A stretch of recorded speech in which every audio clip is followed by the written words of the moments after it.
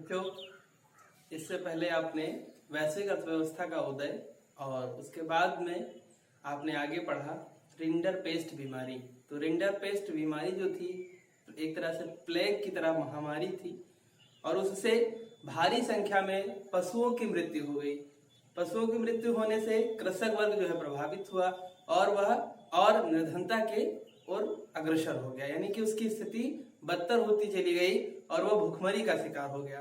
ठीक, अब इस व्यवस्था को पढ़ने के बाद जो हमारा अगला टॉपिक आता है वो है अनुबंधित श्रमिक। जो भारत से अनुबंधित श्रमिक विदेशों को जाते थे कार्य करने, चाय के बागानों में जाते थे, व्यापारिक कार्य से जाते थे, खदानों में काम करने के लिए जाते थे और जो रेलवे ट्रैक्स का निर्माण होता था उनके लिए जाते थे। तो इन सभी श्रमिकों का जाने का जो क्रम था वो कैसा था और अनुबंध का मतलब क्या है और गिरमिटिया मजदूर क्या थे, इन सबको हम इस टॉपिक में पढ़ेंगे। तो आइए देखते हैं। तो हमारा टॉपिक है भारत से अनुबंधित श्रमिकों का जाना। ठीक, यानी हमारा टॉपिक है कि भारत से अनुबंधित श्रमिकों का जाना। अनुबंधित श्रमिक जो है यही होते थे गिरमिटिया मजदूर। ठीक, गिरमिटिया मजदूर जो होते थे, ये गिरमिटिया क्यों कहलाए या अनुबंधित क्यों कहलाए, इनका जो होता था ये एक एग्रीमेंट होता था। एग्रीमेंट मतलब एक करार, समझौता या कुछ भी कह सकते हैं कि होता था कि आप जब यहाँ से कार्य करने के लिए हमारे साथ जाएंगे तो अपने देश अपने परिवार से मिलने वापस 5 साल के बाद ही आएंगे। यानी भारत से श्रमिक 5 वर्षों के लिए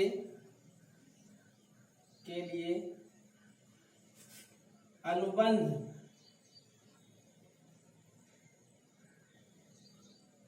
करके ले जाए जाते थे। ठीक, इस तरह से ये क्लियर हुआ कि गिरमिटिया मजदूर क्या थे। तो गिरमिटिया मजदूर वे मजदूर जो 5 वर्ष के लिए, जो भारत से 5 वर्ष के लिए अनुबंध या समझौता कह सकते हैं, कॉन्ट्रैक्ट कह सकते हैं, उसके थ्रू ले जाए जाते थे कि आप हमारे साथ चलेंगे तो कम से कम 5 वर्षों तक हमारे यहाँ काम करेंगे, उसके बाद ही दोबारा आप इधर अपने परिवार से मिलने आएंगे, इससे पूर्व आने की अनुमति नहीं होगी। ये होते थे गिरमिटिया मजदूर। इस क्रम से ये जो गिरमिटिया मजदूरों को ले जाने का जो क्रम था, जो सिलसिला था, इससे क्या प्रभाव हुआ उसको देखेंगे। तो जनता के कष्टों में वृद्धि हुई। भाई कष्टों में वृद्धि सामान्य सी बात है। अगर परिवार का मुखिया 5 वर्षों के लिए बाहर चला जाए और जब वापस आएगा तभी उसके साथ आर्थिक संपत्ति जो है, अर्थ जो है, धन जो है वो तभी वापस आ पाएगा। तो ऐसे में परिवार अपना जीवन यापन कैसे करेगा? कृषि से करेगा। और कृषि कार्य कौन करेगा? उसके छोटे बच्चे और उसके साथ उसकी पत्नी करेगी। तो जाहिर सी बात है, यदि परिवार का पुरुष बाहर चला गया और जो निरंतर कृषि कार्य करता था, ऐसी स्थिति में ये जरूरी नहीं है कि उसके परिवार की जो महिला है, जो पत्नी है, वो एक कुशल कृषक हो। तो जब कुशल कृषक नहीं होगी तो कृषि का उत्पादन प्रभावित होगा। और ऐसे हुआ कि जो एक युवा वर्ग था जो कार्य करने की क्षमता रखता था, वो एग्रीमेंट के थ्रू अपनी आर्थिक तंगी को दूर करने के लिए बाहर चला गया। और बाहर जाने से क्या होता है कि यहाँ का जो उत्पादन था, प्रोडक्शन था एग्रीकल्चर का, जिसपे उसका परिवार निर्भर था, जो खाता था, वो प्रभावित हो गया। क्योंकि उसको उत्पादन के लिए, उसका उत्पादन था उसके लिए उनकी घर की महिलाएं आगे आई। उन महिलाओं में उतनी कुशलता नहीं थी जितना उस श्रमिक में था, क्योंकि वो निरंतर करता आया था अपने पिता के साथ देखते हुए। फिर वो ट्रांसफर हुआ था, वो ट्रेड जो था, गुड़ जो था, वो सारी चीजें ट्रांसफर हुई थी पिता से पुत्र में, और पुत्र कृषि कार्य करता था। लेकिन पुत्र बाहर चला गया तो उसकी पत्नी आ रही है कृषि कार्य में। तो ऐसे में क्या होगा? वो कुशल श्रमिक कृषक नहीं होगी और उत्पादन प्रभावित होगा। तो ऐसा भी हो सकता है कि किसी वर्ष खाने का भी पूरा न हो। तो ऐसे में पूरा परिवार कष्टों से गुजरता था इनके माध्यम से जाने से। और दूसरा जो कारण था वो होता था निर्धनता। निर्धनता में वृद्धि, यानी तीव्र गति से गरीबी बढ़ी। और अगला जो स्टेप है वो होता था कि उत्पीड़न बढ़ा। गिरमिटिया मजदूरों के बाहर जाने से एक तो उत्पीड़न बढ़ा, दूसरा निर्धनता बढ़ी और तीसरा जो वहां की जनता थी, जो आम नागरिक जो उनके उत्पादन पर निर्भर थी, उनके कष्टों में वृद्धि हुई, वो भुखमरी के कगार पर पहुंच गए।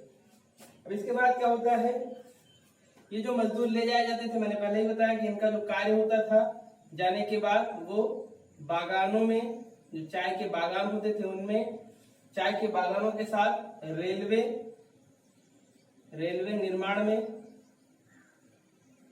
में और चाय के बागानों में, रेलवे के निर्माणों में और खदानों में कार्य करते थे। जैसे कोयले की खदान हो गई और खनिज अयस्क हो गए, अभ्रक हो गया, इन सब की जो खदानें होती थी उन सब में ये श्रमिक जाकर कार्य करते थे। इनको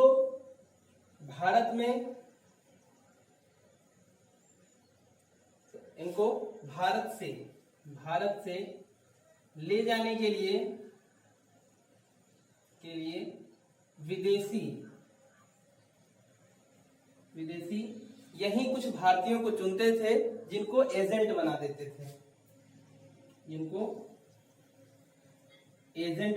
थे, एजेंट जिन्हें गुमास्ता भी कहा जाता था, गुमास्ता, ठीक। इनको एजेंट बना देते थे और ये एजेंट कमीशन बेस्ड होते थे कि अगर आपने हमको भारत से 10 श्रमिक दिला दिए तो उनकी मजदूरी अगर 1 लाख रुपए पर ईयर बनती है तो उनकी सैलरी का आपको 1%, 2% और 3% आपको दिया जाएगा। तो इनका भी प्रयास होता था कि ज्यादा से ज्यादा श्रमिक भारत से जाए बाहर, ताकि हमको ज्यादा से ज्यादा परसेंटेज मिले। ऐसे में ये झूठ बोल देते थे, झूठी सुख सुविधाओं की बात करते थे, तारीफ करते थे कि वहां पर जाने के बाद कुछ काम नहीं करना है, थोड़ा सा काम होता है, आपको आराम करने का समय मिलेगा, आपकी स्वास्थ्य का ध्यान रखा जाएगा, आपके भोजन की व्यवस्था की जाएगी बेहतर। ये सारी बातें ये झूठ बोलकर उनको भेज देते थे और वहां पर जाकर वो फंस जाते थे और ऐसे में उनका जीवन जो होता था वो संकटपूर्ण हो जाता था, ठीक। तो इनको भारत से बाहर जाने में जो सबसे बड़ा काम होता था वो एजेंट का होता था, जो इन्हीं के बीच के भारतीय होते थे।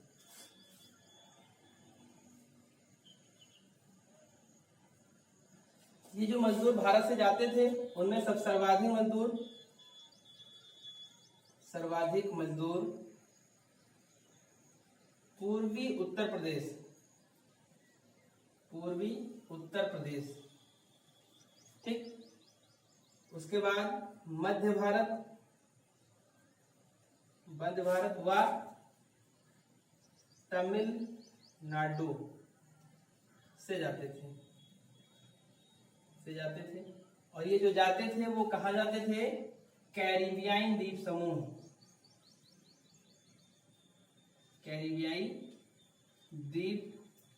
समूह, जिसमें त्रिनाद, गुआना ये सारे क्षेत्र पड़ते थे, वहां जाते थे। और कुछ मजदूरों को असम ले जाया जाता था चाय के बागानों में कार्य करने के लिए, ठीक। तो इस तरह से गिरमिटिया मजदूर कौन होते थे और उनको अनुबंध के माध्यम से कितने वर्षों के लिए ले जाया जाता था, कार्य उनका क्या होता था वहां पर, उसका प्रभाव भारत में क्या पड़ा और उनको ले जाने में मदद करने वाले कौन से लोग थे, वो एजेंट थे, ठीक। अब सर्वाधिक मजदूर कहाँ से जाते थे, पूर्वी उत्तर प्रदेश, उसके बाद में मध्य भारत और तमिलनाडु से। ये जाते कहाँ थे, ये जो कैरिबियाई द्वीप समूह था वहां जाते थे, उस क्षेत्र में त्रिनाद, गुआना ये जो क्षेत्र थे वहां पर कार्य करते थे। साथ ही साथ असम के कुछ क्षेत्रों में ले जाया जाता था जहां वो चाय के बागानों में जाकर कार्य करते थे।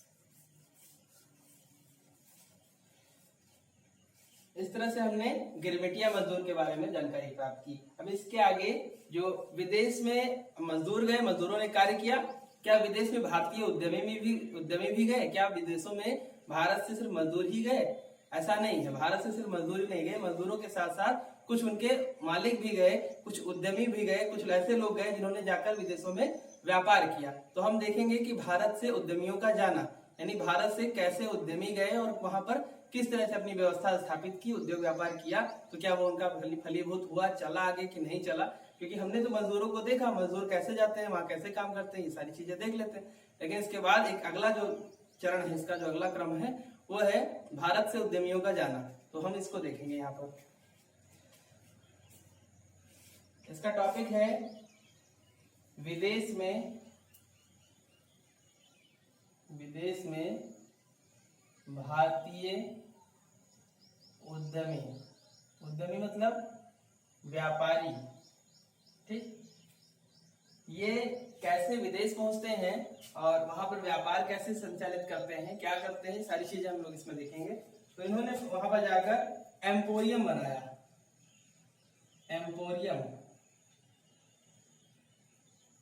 एम्पोरियम बहुत अलग सा नाम है। जैसे स्टॉल होते हैं, समय खाने के स्टॉल होते हैं, उसमें क्या होता है, चीजें ऐसे सिस्टमेटिक लगी होती हैं, आप जाते हैं, देखते हैं, जो पसंद है उठाया, ठीक। अब वही कहीं पेमेंट पे होता है तो पेमेंट भी देते हैं, नहीं तो मोस्टली तो फ्री में ही खाने को मिल जाता है। तो ऐसे में ये क्या हुए, एम्पोरियम जो होता है, जैसे शॉपिंग मॉल होता है, शॉपिंग मॉल आप जाइए तो क्या है, वहां पे जो भी चीज आपको पसंद है आपने उठाई, लाके उसकी बिलिंग करवा ली, चले आए। तो ऐसे ही जो भारतीय उद्यमी बाहर गए वहां पर उन्होंने छोटी छोटी वस्तुएं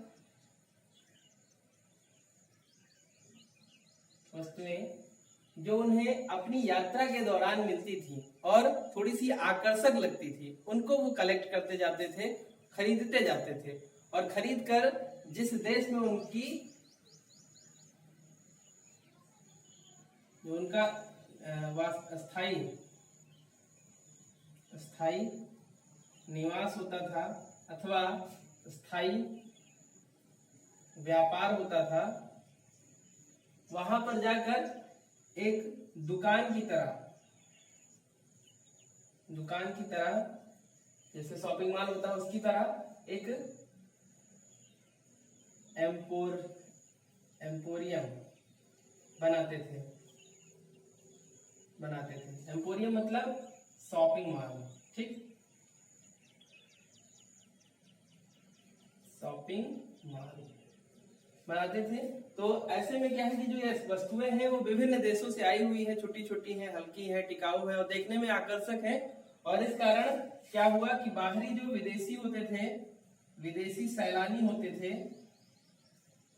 सैलानी होते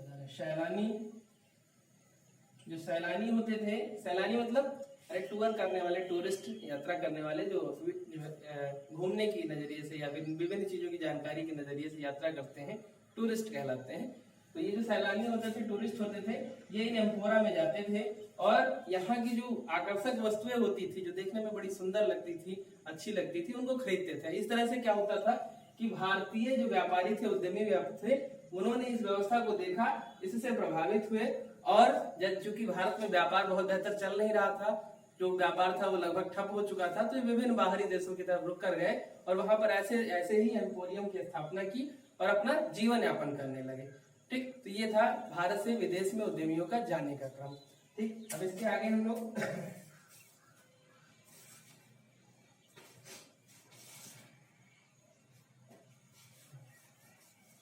भारतीय व्यापार, उपनिवेशवाद और वैश्विक व्यवस्था, ये हमारा अगला टॉपिक है।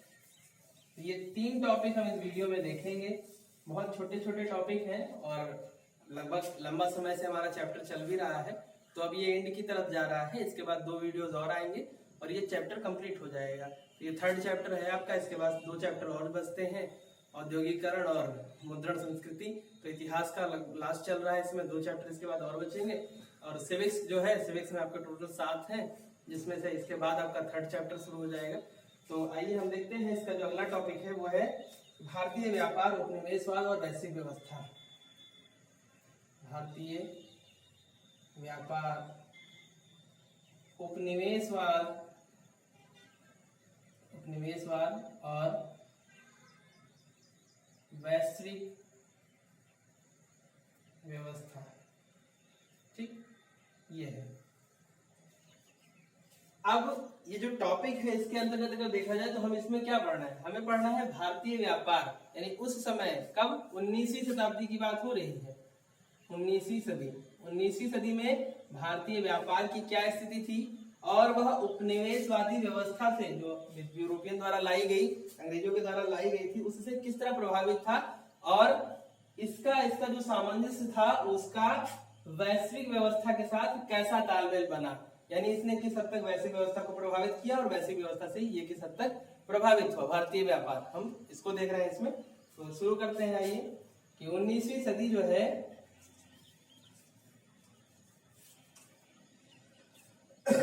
इस समय होता क्या था कि महीन कपास, ये हा है, महीन कपास भारत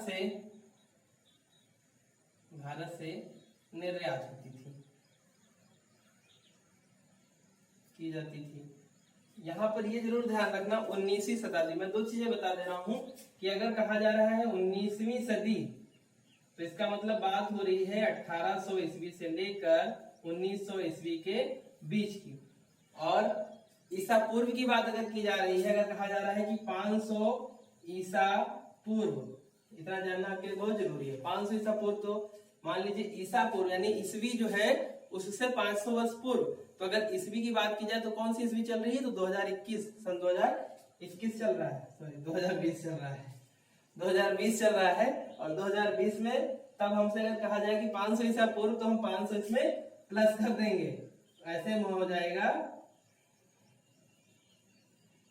ठीक, तो ये हो जाएगा 2520 वर्ष पहले की बात है। तो यहाँ पे ध्यान रखना कि ईसा पूर्व और ईस्वी में अंतर, और 19वीं शताब्दी, 18वीं शताब्दी, 16वीं शताब्दी जो भी आपसे बताया जाता है तो उसमें ध्यान रखना कि अगर 19वीं शताब्दी की बात की जा रही है तो यानी कि 1900 से और 1800 के बीच, अगर 17वीं की बात की जा रही है तो यानी 1600 से 1700 ईस्वी के बीच का समय है, ठीक।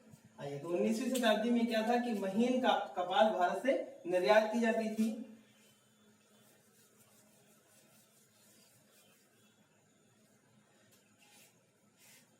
लेकिन इसी दौर में कपास का उत्पादन ब्रिटेन के क्षेत्रों में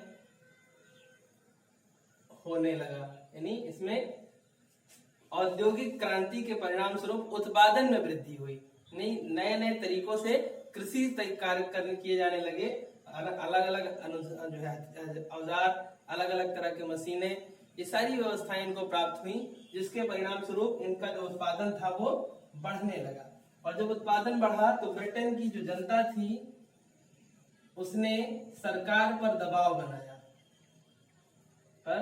दबाव बनाया कि जो बाहर से आयात हो रहा है उसको कम किया जाए या समाप्त किया जाए, ठीक। तो ब्रिटेन सरकार ने क्या किया, हाँ, यहाँ दबाव बनाया और कि जो है आयात कम किया जाए या समाप्त किया जाए। दूसरा दबाव यह था कि जो घरेलू उद्योग हैं, जो छोटे स्तर पर ब्रिटेन में जो घरेलू उद्योग हैं उन्हें प्रोत्साहन दिया जाए, ठीक, प्रोत्साहन दिया जाए, जिससे क्या होगा, देश आत्मनिर्भर बनेगा। जिस आत्मनिर्भरता की बात आज हम कर रहे हैं वो 1800 से 1900 के बीच में ब्रिटेन में आत्मनिर्भरता की बात हो चुकी है। देखिए हम कितना पीछे चल रहे हैं अलग के बाहरी देशों से। तो वहां पर इन्होंने कहा कि घरेलू उद्योगों को प्रोत्साहन दिया जाए, और इसी पर सरकार ने निर्णय लेकर जो आयात शुल्क था, आयात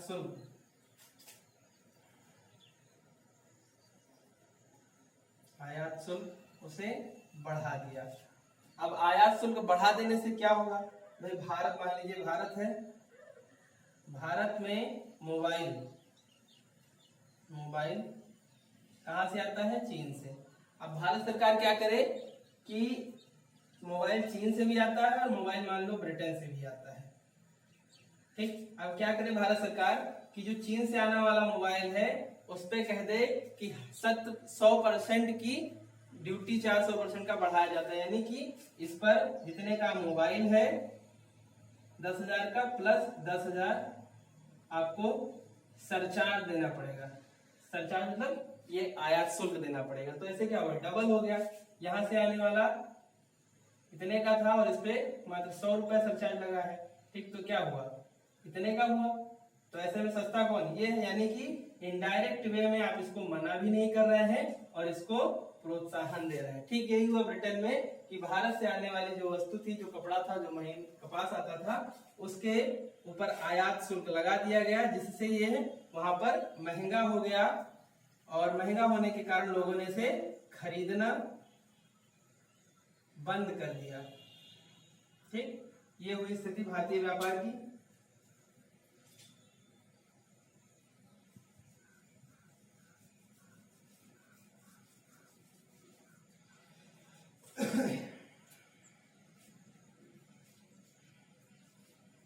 खरीदना बंद कर दिया और जो भारत का व्यापार था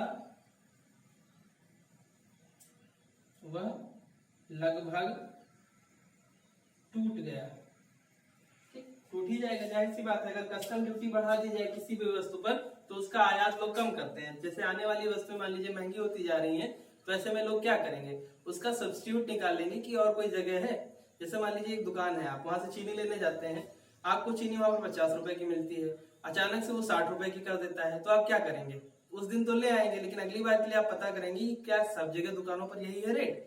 अगर सब जगह है तब तो ठीक है, लेकिन अगर कुछ दुकानों पे 50 रुपए में या 40 रुपए में मिल रही है, तो हम क्यों ना इस दुकान को छोड़ के उस दुकान पे जाएं। तो ठीक यही मामला हुआ भारत के साथ कि जब भारत से आने वाले कपड़े पर आयात शुल्क लगा दिया गया तो ये वहां पर पहुंच के महंगा हो गया, और महंगा हो गया तो इसके कारण लोगों ने कंपैरिजन किया कि जो ब्रिटेन में बन रहा है वो सस्ता है, भारत से जो आ रहा है वो महंगा है, तो क्यों ना हम ब्रिटेन का खरीदें। और जब ब्रिटेन का खरीदें तो क्या होगा, भारत का कपड़ा बेकार। ठीक उसी तरह जैसे आपने अपने मोहल्ले वाले से महंगी चीनी लेना बंद कर दिया, तो क्या करें, मोहल्ले वाला चीनी बेचे, किसको बेचे, तो चीनी उसकी आनी बंद हो गई, उसने बेचना बंद कर दिया।